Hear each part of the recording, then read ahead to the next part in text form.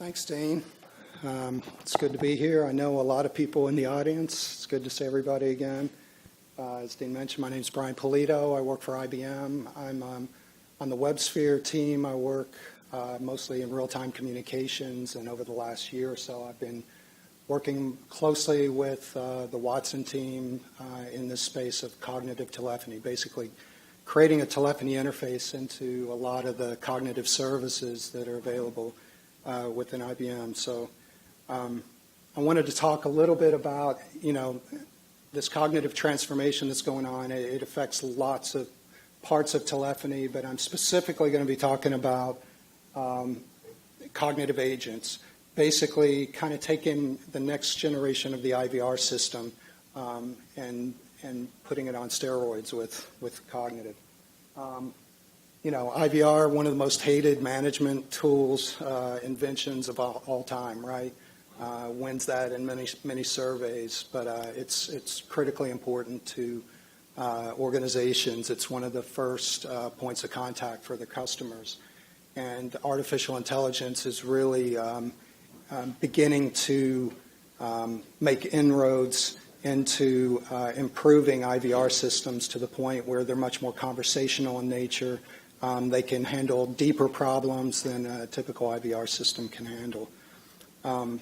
As with anything at IBM, we always look at a value proposition, and I think there's some interesting stats here. Call center agents take obviously time to train. If you look at the cost on a per call basis, it can be up to $10 a call when a call goes out to a contact center agent. Extremely expensive. Still, almost 70% of issue resolutions occur through voice for companies. In terms of customer satisfaction, IVRs have a 51% SAT and a cost of 20 cents per call. So IVRs, if you can handle the call in the IVR system, very cheap. So obviously, the more calls you can handle there, you're saving your company money, and that's kind of one of the goals of what I'm going to talk about today. But in general, in terms of use cases, we've been looking at kind of two major use cases. One is cognitive self-service agents, where a customer calls in through a voice gateway that orchestrates several services on the back end: speech to text, text to speech, conversational services like natural language classification and dialogue, and communication interaction goes on there, right? So this orchestration engine, exposes SIP on one side. It has a media processing capability where it converts the inbound and outbound streams into speech to text, out from text to speech. The flow is basically, the caller calls in, we go to conversation, a text string comes back, hello, what can I help you with? It gets synthesized into audio, it gets sent back out to the caller over RTP, the caller responds, it comes to speech to text, it gets turned to text, it goes to the conversation service, and it goes around and around like that. It's more complicated than that, but that's basically the flow of this interaction. And I'm going to do just kind of a quick demo of how this is working today. This demo, we used a Twilio SIP trunk. Pretty easy to set. If you haven't played around with SIP trunking in Twilio, it's very easy to set this up. The voice gateway we created, it was built on WebSphere Liberty, and it's built on a Node.js media processing module that we created for Node. And, the Watson services on the back end, conversation, speech to text, text to speech. Let me just kind of give you an example of the type of flows here that we can do. So all this stuff's running in Bluemix, running in the cloud. Speech to text, let me say a couple of things about speech to text. Speech to text at this stage requires quite a bit of training. The kind of base service that I set up that you get out of Bluemix is untrained, so it does okay. It's not anywhere near as good as it is once you start training the acoustic models and the language models. So the conversation flow, I put this together pretty quickly, through tools that are available on Bluemix, but let me just call in real quick.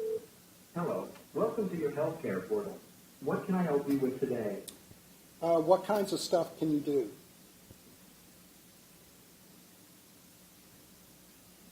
I'm sorry, I didn't understand your question. Is this a question about your health, prescriptions, or insurance? I'm calling about my deductible. Your individual deductible is $6,000. Your family deductible is $12,000. I have back pain. Can you help me with that? On a scale of 1 to 10, where 10 is the most painful, how bad is your back pain? Around an 8.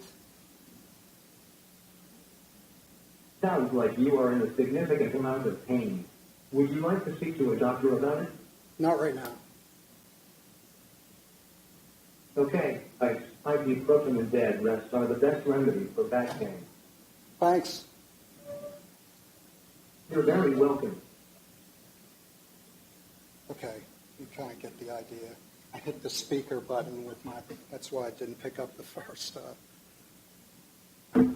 So what's interesting about that is we put this together pretty quickly as a prototype. And, there's a lot of stuff going on inside IBM with conversational flows for chatbots, for instance. And what we found was it was fairly simple for us to put a voice front end on a lot of these chatbots that are in existence. So that's one use case that's kind of popping up all over the place, and we're getting a ton of interest right now inside IBM. Another area that we're spending a lot of time on right now that the gateway that we're working on supports is an agent assist use case. So this is a little bit different. This is a case where a customer calls in and actually is talking to an agent, and from a session border controller, we can fork the media out to the gateway and do real-time transcription on the media and then run it through different analytic systems, do natural language classification. We get intents back from that we can then map to URLs and basically provide a real-time dashboard feedback to an agent to help them more quickly and easily answer questions that they're being hit with. So you can there's all kinds of services around sentiment analysis that we could add to this. There's several AIs out there in the cloud that support a lot of these different things. So another demo that this is hot off the presses. We just got this working, Monday, and I put together a quick video. But there's several different partners involved with this one. We worked with Dialogic on the media transcoding. So basically the way this works, the customer calls in through a Tata SIP trunk, which is flowing through a Sonos SBC that can do SIPREC out to the gateway. So if anybody that knows what SIPREC is, it's a standard that was really designed for recording audio calls to fork media at a session border controller. We're basically a SIPREC server. We're doing the same thing, except we get individual flows from the conversation, 2 different RTP streams, one for the customer, one for the agent, and we transcode it using Watson speech to text. We publish those through an MQTT broker that the agent desktop is listening on, and then it's using other analytic services like natural language classification. The Power Media server is doing transcoding. The agent desktop is a WebRTC agent. So let me do a quick, show you the video of that. And please interrupt if there's questions or I'm going too fast here. I'd be glad to explain these things in more depth.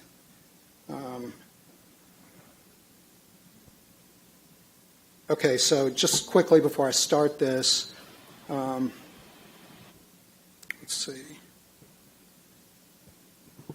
This is the agent desktop. On the left side is a transcription window, and you'll see the transcription come in real time. And on the right side is a classification window. So that's where we're mapping intents to URLs and popping up URLs. So you can imagine, an agent sitting here looking at their desktop while they're talking to the customer, getting sort of help on how to answer questions. So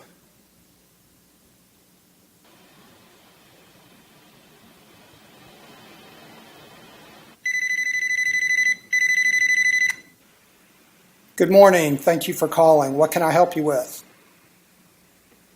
I'd like to add my spouse to my individual account. Okay, we'll need a non-retirement brokerage account application signed by both you and your wife. Okay. What else can I help you with today? How can I transfer funds from my bank account? Where is the account held that you'd like to transfer funds from?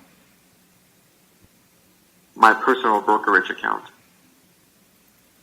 You must fill out a brokerage account transfer form to initiate the process. Okay. Is there anything else I can help you with today? No. Thanks for your help. You're welcome. Goodbye. Bye.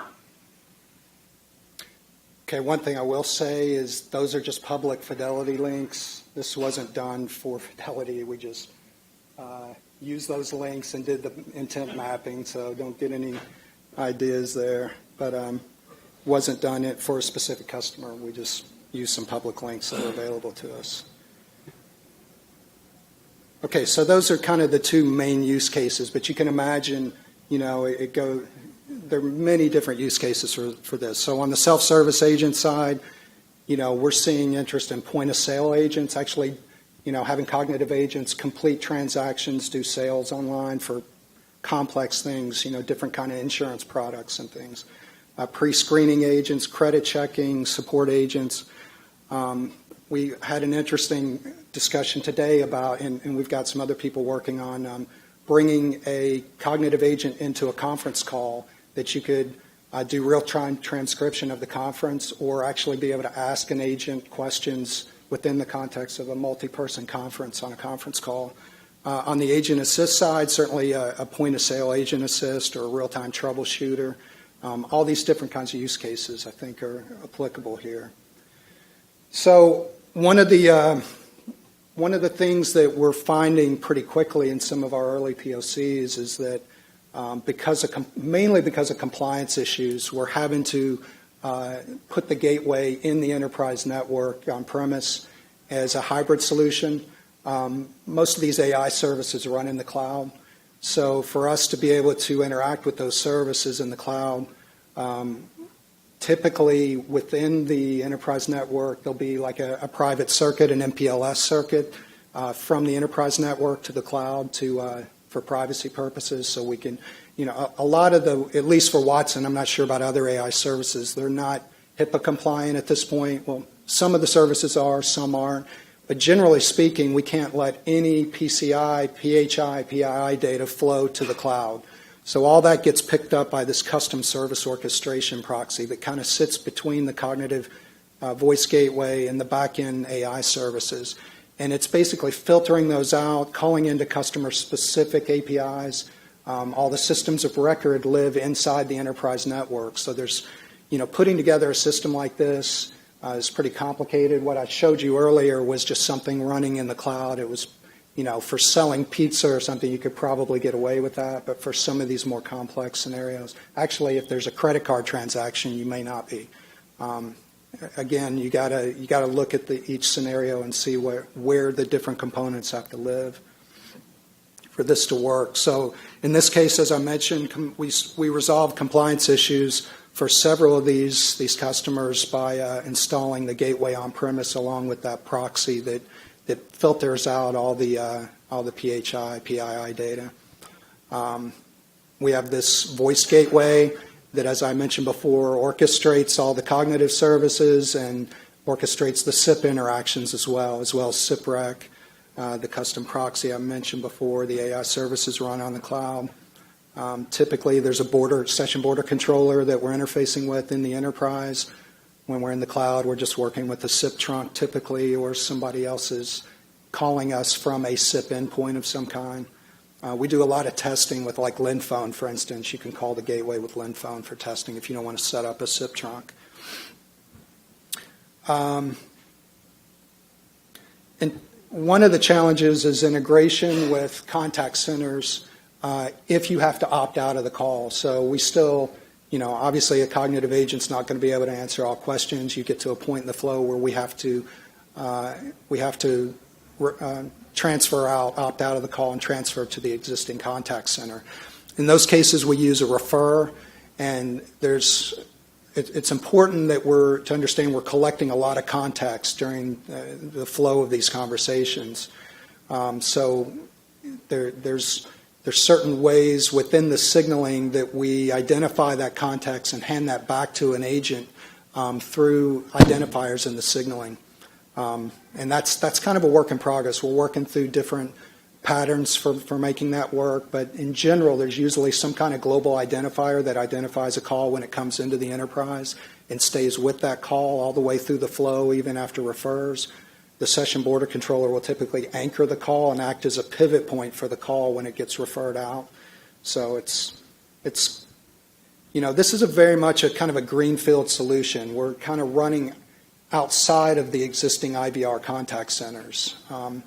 We have another initiative inside IBM I'm going to talk about that's more embedded inside existing IVRs and contact centers, but this solution that I'm talking about that I personally work on is much more of like cloud-based. It's all running in Docker containers, and it's really running completely outside the existing contact centers.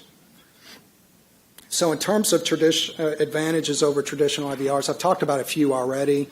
Fewer opt-outs means lower contact center costs. You're not calling out to live agents as much. We're handling deeper, more complex conversations than a typical IVR can. And I think you'll just see this trend continue as speech-to-text becomes better trained and the conversational services become better at understanding complexities in a conversation and natural language.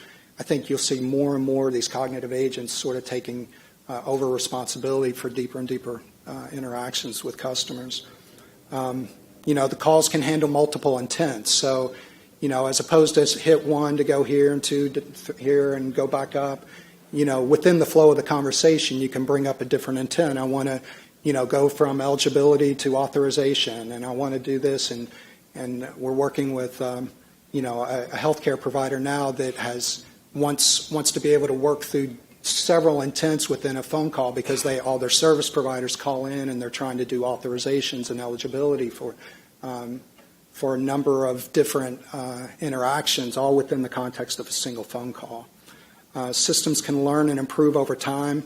Deep analytics lead to improved KPIs. I think one of the things that's most interesting to me about this that I'm finding is that in working with our customers, they want to extract every ounce of information they can out of these conversation flows. They want to know, when a barge-in occurs, at what point in the flow does an opt-out occur, how many intents were handled in the call, and they want to use that for metrics and analytics so they can continue to improve on these conversations over time. So every aspect of this system is basically providing, details about the call that can be used at a later point in time to identify problems, to make improvements to the system over time.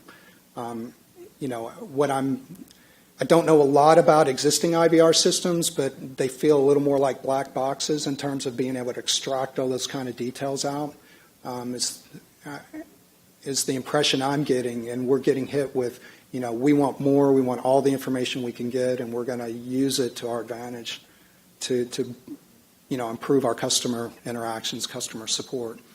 So some of the challenges we're running into, and these aren't specific to this use case, but AI training is a huge undertaking. There's a lot of time and effort spent on collecting domain-specific conversations, real conversations, dialects, accents, all these kind of things that affect the acoustic models and language models. The more data you can collect and train the system over time, the better it is. But sometimes getting to that data up front when you're in these interactions is a challenge. So we've had to be able to record information on our own, record phone calls within the gateway itself that we created just for training purposes, just because it was such a critical piece of all this. Industry compliance, HIPAA compliance, those kind of things are a big challenge, and I've talked about that a little bit. Human data collection via voice. This one is one that you can imagine when you're communicating with a cognitive agent and it's trying to collect things like your date of birth or your last name, and you have some complicated last name, and maybe you have to spell it, or it gets kind of complicated to get these things exactly right. And they have to be exactly right, or it doesn't work with the systems of record on the back end. So we're spending a lot of time working through the best ways to collect information from humans, from people that are calling in, the callers. You can imagine, for instance, there's 30 different ways to say a date, and you've got to be able to identify all those and make sure they're in a format that can be used with the systems of record.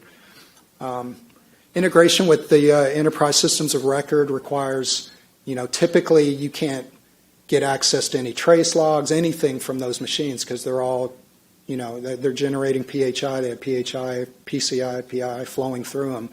So, just to do the testing and get these systems set up, there's challenges there because you have to be working with people on premise that maybe don't understand the whole flow of the system, don't know how to debug it, but you have to go through certain processes just to look at the debug information, try to work through problems. So that's been kind of an interesting challenge.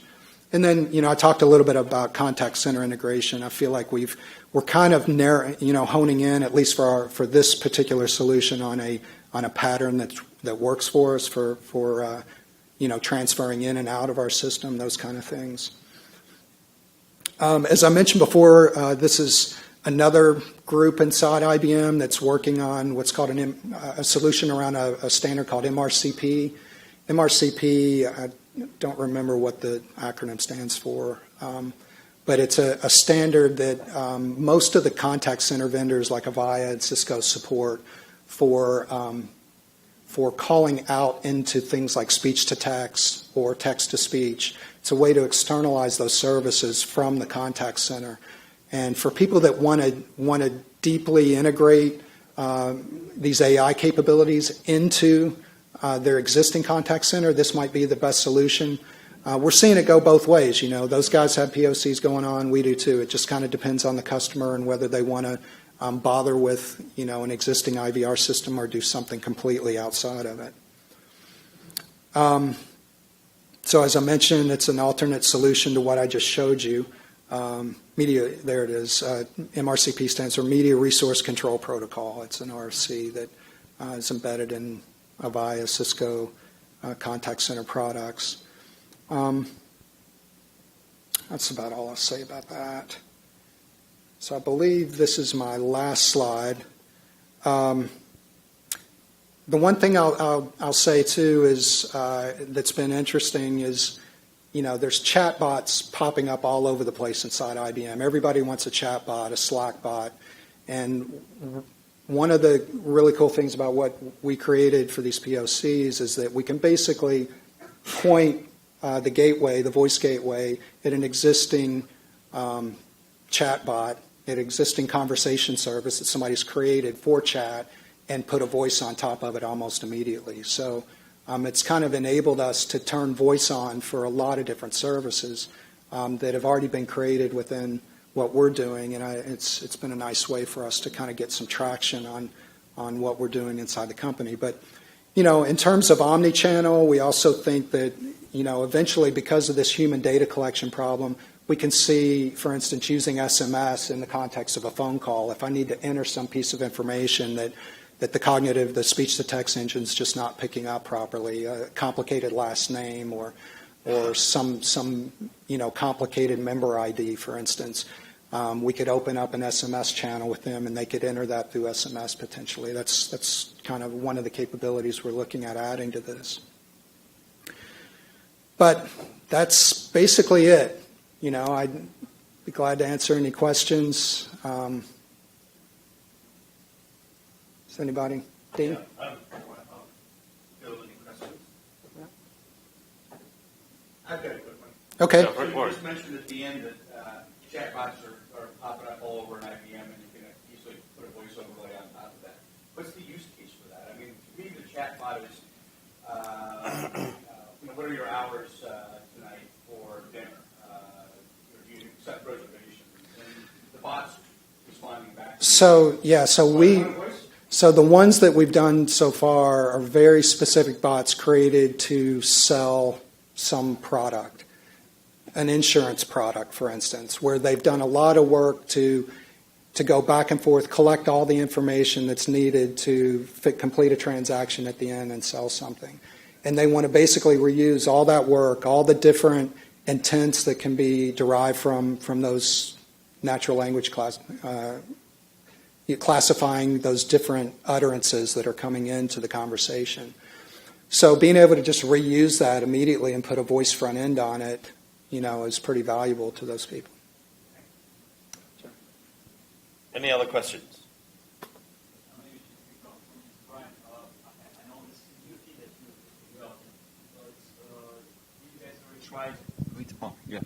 Did you already try it with some real-world scenarios that you deployed to some customers in the field already, or is it just pretty much? We are very far along into second stage POCs that, if we're successful, will become production, and they're going well. I did go through some of the challenges. The problem we're seeing is that as we start working in the context of these POCs, people want to keep doing more and more and more and more, and it's kind of hard to define these are the parameters we've agreed to, and we got to stop this. And the thing about this is it's a never-ending evolution. I mean, when you start with one of these AI services, it's an infant, and you're basically growing it over time and making it smarter and smarter. And I think it's harder to kind of delineate when the job is completed and you're done with that stage. So, I think I'll say this, I've been at IBM for 25 years. I've seen more interest in this stuff than probably anything I've ever worked on at IBM, both, from inside and outside. So it's been pretty exciting for me, to say the least. Great. I actually was going to ask if you have any kind of feedback from the customers using these systems now, like the real people calling the contact center with this IVR. We are going into a phase in the next, ask me that a lot in a couple of weeks, because we're getting ready to go into real service provider. We're going into a new phase with testing real customers and real interaction. It's a select group, but that's when it's going to get interesting to see how well it works and how much we can do within the system. But we're close. Yeah. Very impressive demo, Brian. Thanks. Thanks. In the demo that you did, where it gives you a little bit of treatment advice. Yes. Take a ibuprofen and get some rest. At what point what point does that become a medical diagnosis, and how, if you all have had to think about this yet, where are the lines of what a bot is sort of allowed to do and when it becomes an right, FDA some of the device social issues. And, I will say that conversation was something I just put together, so there was nothing. It is interesting, at least at IBM. I don't know if anybody saw the 60 Minutes thing that was out about all the oncology AI stuff going on, but I understand what you're saying. I think there's a point where you have to opt out. If the problem is extreme enough and there's liability issues involved, one of the things we're seeing is that there's certain levels of conversation you can take a cognitive agent to. If it goes above that, you've got to go to, and they know that too. The customers we're working with, they understand, we have 60% of these calls are what we call level 1 calls that we feel like a cognitive agent can handle. The other 40% we know are going to have to opt out. So people are already thinking about that problem.